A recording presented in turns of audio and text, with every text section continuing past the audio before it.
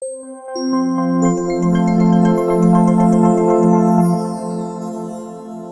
is so exciting, it is so excellent. Thank you, young and adult beekeepers. Spoštovani predsednik Čebelarske zveze Slovenije, Boštjan Noč, župan občine Ivančna Gorica in kolega državni svetnik Dušan Strnad, prisrčno pozdravljeni mladi čebelari in vsi, ki ste slišali klic in skrbite za ozaveščanje o pomenu čebel in sledite poslanstvu čebelarjev. Veliko veselje mi je, da vas lahko v imenu Državnega sveta drugega doma slovenskega parlamenta in prvega doma civilne družbe pozdravim na tem tekmovanju, ki je več kot le tekmovanje, saj zasleduje plemenit cilj povezovanja v skrbi za trajnostni razvoj in prenos znanja ter izkušenj med generacijami. Čebelarstvo je slovenska tradicionalna dejavnost, ki je navdušila številne posameznike in skupine in je tudi pomemben znak prepoznavnosti Slovenije v svetu.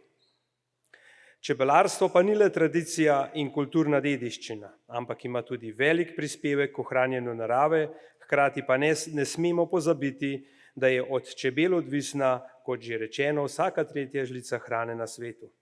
Poleg tega, da čebele pridelajo sladek med, matični mleček in cvetni prah in so zaslužne tudi za druge izdelke, ki jih uporabljamo v zdravstvu in drugih panogah, kot so čebelji vosek, propolis in čebelji strup, so nenadomestljive tudi pri zagotavljanju rodnosti in rodovitnosti sadnega drevja, poljščin in zelenjadnic. Čebele so tudi dober biološki pokazatelj razmer v okolju, kjer okolje ni primerno za čebele, tudi za človeka ni primerno.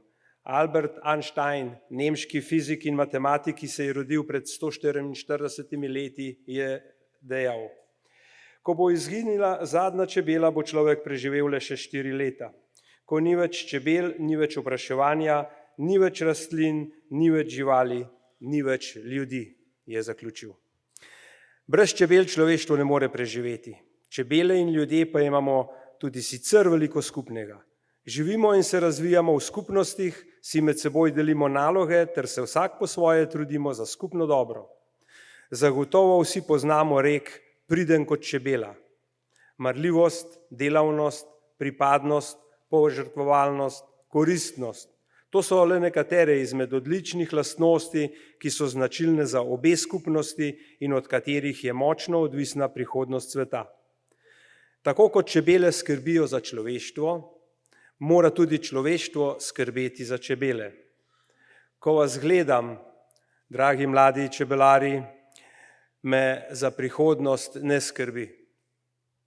Prepričan sem, da boste svojim znanjem in aktivnostmi pripomogli, da bodo pomen za skrb čebel in okolja nasploh začeli se zavedati tudi ostali okrog vas, ki jim pomen čebel še ni poznan in ki kdaj pa kdaj z naravo in naravnimi viri nemarno ravnajo.